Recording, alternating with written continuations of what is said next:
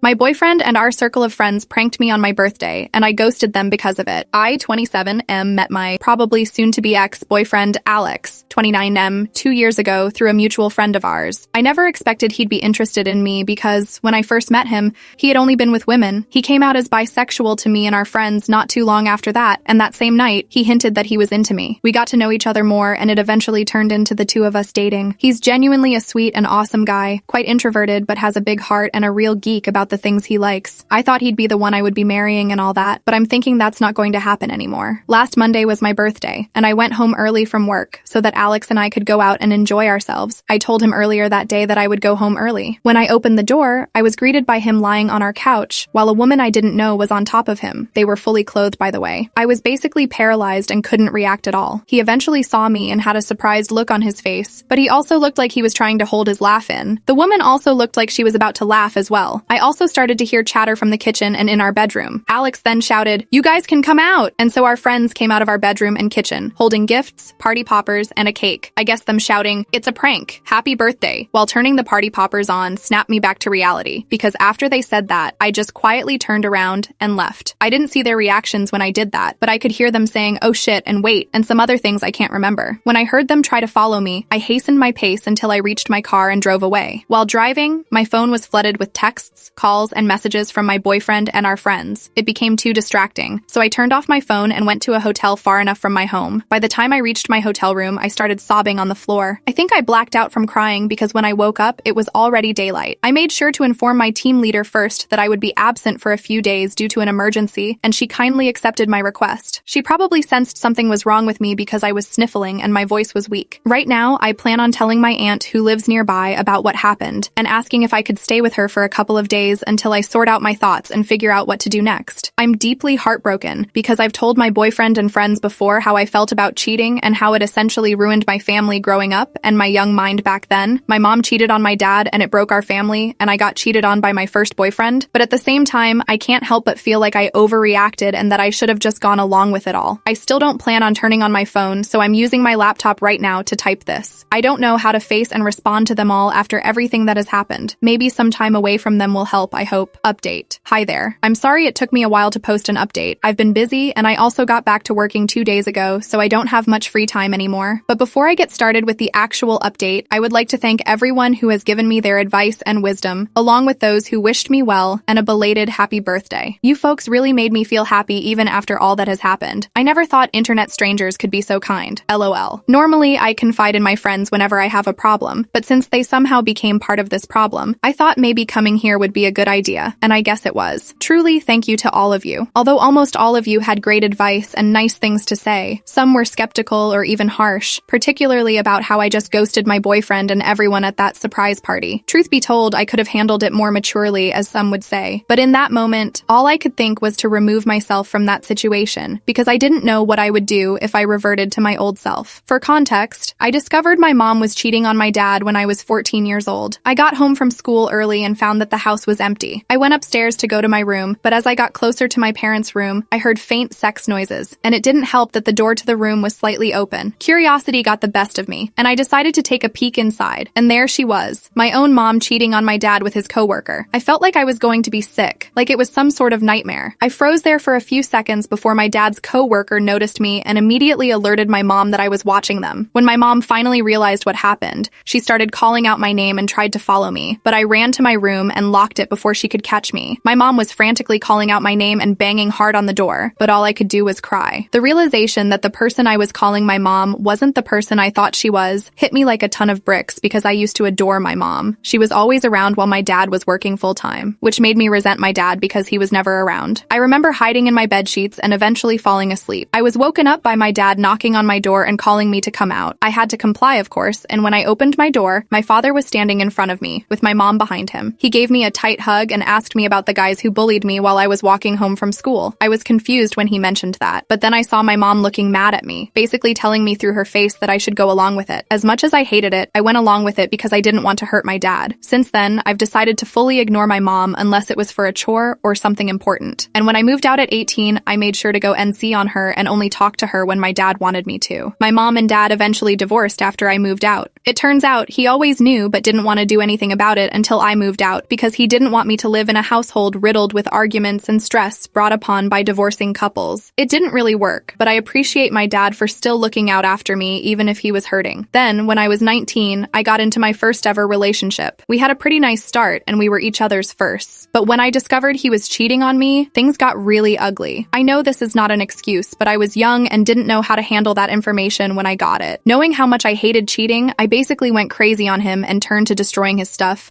deleting all copies of his thesis, and even went as far as doing this insane Facebook rant where I exposed his cheating and posted pics of him and the guy he was cheating on me with. I even mentioned his mom and dad in the post and outed him without his consent. I deleted the post just 2 days later, but the damage had already been done, and my ex ended up moving away and living in another area because of my post. Obviously, I am thoroughly embarrassed and ashamed of what I've done, and I still regret doing all of that. When my aunt discovered what I did, she gave me a pretty stern scolding and insisted I see a psychiatrist because what I did wasn't normal, and it's not. I was diagnosed with severe depression, and the doctor also mentioned I had some unresolved trauma. This confused my aunt, but after I told her what occurred 6 years ago, she fully understood and gave me a tight hug, crying after I revealed everything to her. She felt terrible because she hadn't been able to do anything to help me before and is now extremely mad at her sister, my mom, for what she did to me. Since then, my aunt has helped me get the therapy and medication I needed and has essentially become my mother figure. My ex and I don't talk much these days, but we have made amends and are on good terms now. Now that all this stuff from my past has finally been laid out, for those wondering why I did what I did, here's the actual update. After I submitted my original post, I packed my things that night and prepared to go to my aunt's house, which wasn't that far, but still a bit of a drive nonetheless. When I finally arrived, she was incredibly welcoming, and I thanked her for allowing me to stay in her house even just for a while. She gave me a tight hug and told me I was always welcome and that she would be there to help me whenever I needed her. She eventually led me to the spare bedroom they have in their house and helped me unpack my belongings. She is honestly such an incredible woman, and I love her so much. She's basically the mom I've always wanted. Once I was done unpacking, I was again confronted by the fact that I hadn't opened my phone in quite some time. I avoided it for so long that I didn't think I could open it again, but I knew I had to. The moment my phone booted up, hundreds upon hundreds of texts, chats, and missed calls popped up on my screen. Even though I was still unsure, I decided to open my messages and checked our friend group's group chat first. The messages from the beginning were all very frantic, with my friends asking about where I was or what happened. But after scrolling down a bit more, the messages turned into them apologizing that the prank occurred and that it was not part of the plan at all. One of my friends even blamed the girl who was on top of Alex, my BF, and thought she was untrustworthy. Finally, the messages ended with them hoping they could contact me and wishing I was safe. I guess they knew I had just read their messages because as soon as I finished back reading, my friends immediately realized I was online and asked how I was doing and where I was. They also started apologizing again for not being able to stop the prank from happening and that they didn't know what was going to occur and thought the original prank was going to be something else. At this point, I was really confused because they seemed happy enough to be there that night, but I knew I had to apologize to them first for ghosting them and ask their side of the story first before discussing what had happened. Essentially, they were merely planning a surprise birthday party for me with Alex in a separate chat that didn't include me. Then, my BF added a few more people into the group chat, saying that they were college friends of his, and he wanted them to be part of the surprise party too, since they also wanted to meet and get to know me better. As a suggestion, one of my boyfriend's college friends proposed the idea of them pranking me. The plan was for my BF to be on the couch with a serial killer, holding a bloody knife and fake stabbing my BF while the killer was on top of him, and my BF is bleeding all over. My BF's college friends thought it would be funny to see my reaction, although my friends were initially skeptical. They reassured everyone it would be harmless fun, and that once my boyfriend and the friend acting as the killer got their desired reaction on camera, they could just tell me it was all a prank. Then my friends and my boyfriend's other college friends would come out and surprise me with their gifts and stuff. My friends agreed as long as they didn't drag out the prank and revealed everything immediately once they captured my reaction on camera. The day of my birthday arrived, and everything they planned seemed to be going smoothly, with them waiting for me. My boyfriend's college friends ushered everyone to hide while they set up the prank, and when it was done, they would hide too. When they finally heard my boyfriend say they could come out, they thought the prank was a success because I looked absolutely mortified. But they knew something was wrong when even after the prank was revealed, I was still looking shocked and nearly teary-eyed until I finally turned around and left. They were understandably shocked and confused, thinking the serial killer prank was too much. But knowing me, I wouldn't have minded it at all since I love scary movies and am an avid horror fan. That's when they realized my boyfriend's female college friend was on top of my boyfriend, not wearing any serial killer costume and not holding any fake bloody knife. They then saw my boyfriend pushing his female college friend away and chasing after me. Some of them also tried to follow me, while others were asking what happened to the original plan. Even my boyfriend's other college college friends were wondering why their female friend wasn't in costume, but she was just silent. After a few minutes, my boyfriend came back to our apartment looking distraught and crying. He then told everyone that they should all go and proceeded to go to our bedroom. They wanted to ask him what happened, but he shut the door before they could. His female college friend then followed him inside, which really weirded them out. But after a while, they heard my boyfriend shouting at her, telling her to fuck off. She then went out the door on the verge of tears and left the apartment. They said everything occurred so fast that they didn't know how to process all that had happened. Not too long after that, they realized I was missing and started calling and texting me, but I didn't respond to any of them. Eventually, I was unreachable. I turned off my phone, and they decided they should just go home and wait for me to respond. My boyfriend's college friends apologized profusely for what had happened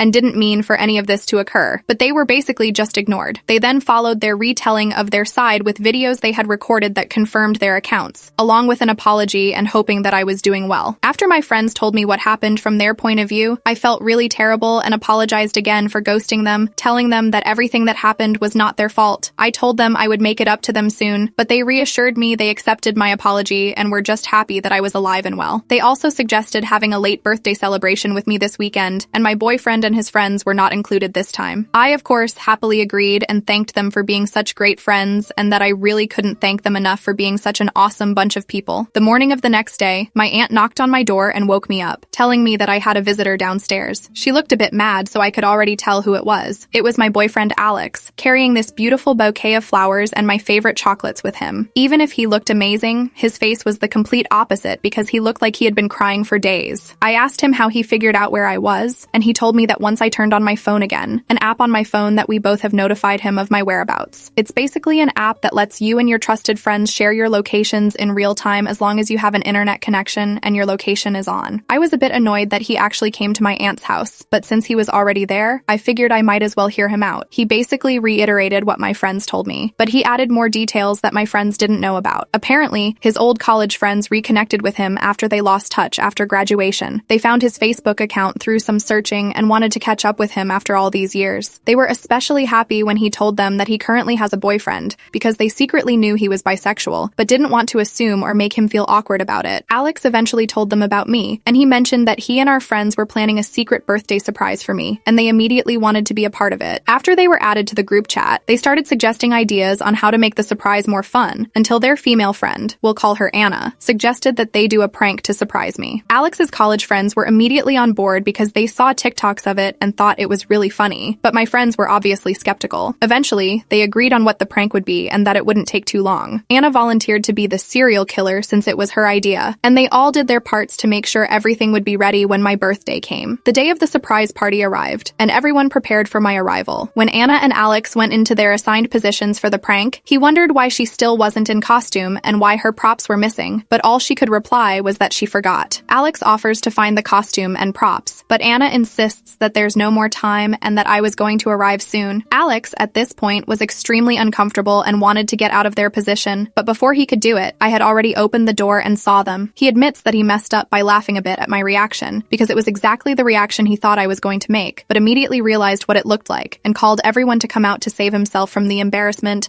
and give context to what I was seeing. When he realized that didn't work, he forcefully pushed Anna away to chase after me, but he wasn't able to keep up once I got into my car. It then sunk in that he messed up big time and that when I drove away, he remembered my trauma about cheating, which made him cry while returning to our apartment. He tells everyone to leave and retreats to our bedroom, not really knowing what to do. To his shock, Anna comes into our room unannounced and starts comforting Alex. He repeatedly tells her to leave and that he'll be fine, but what really set him off was Anna asking him, "So, does that mean you're single now?" That's when he realized she did it on purpose. Alex then shouts at her and angrily asks her to leave, which she then complies to after looking like she just embarrassed herself. Alex is in tears at this point, and he tells me that he wishes he just didn't agree with the prank. He's cut off contact with his college friends for now and is incredibly sorry about what happened. He then starts hugging me really tightly and says that he loves me so much and that he's scared of losing me. His words alone brought tears to my eyes because, despite everything, I still love him deeply, and I believe everything he said. After a minute or two of holding each other and crying, he lets go of me and suggests that we go back to our apartment, but if I still need time and space, he'll gladly give it to me. I gave him a kiss and asked him to help me pack my belongings belongings. Of course, I gave my aunt the warmest of hugs and expressed my gratitude to her for helping me. She was glad things got resolved, but jokingly threatened my boyfriend that if he did something hurtful or stupid to me again, she'd personally whisk me away to safety and away from him. My boyfriend laughed, but I think he was just hiding his nervousness. Now I'm back in our apartment, and Alex even offered to get rid of the couch that was used for the prank. I declined since it's a pretty nice couch, and everything that happened was something no one intended, aside from Anna probably. I've already made amends with my boyfriend, and we've both forgiven each other, and my friends are happy that things worked out in the end. Alex is probably now invited to the weekend party, but I've yet to ask them, haha. Don't worry, I'm also going to get in touch with my therapist soon and book new appointments with her, per my aunt's suggestion. All of this has taken a toll on me, but I'm glad to have the support of my boyfriend, my friends, and everyone who has read my post and shared their support. Also, I realize that this update is probably not what most of you wanted to happen,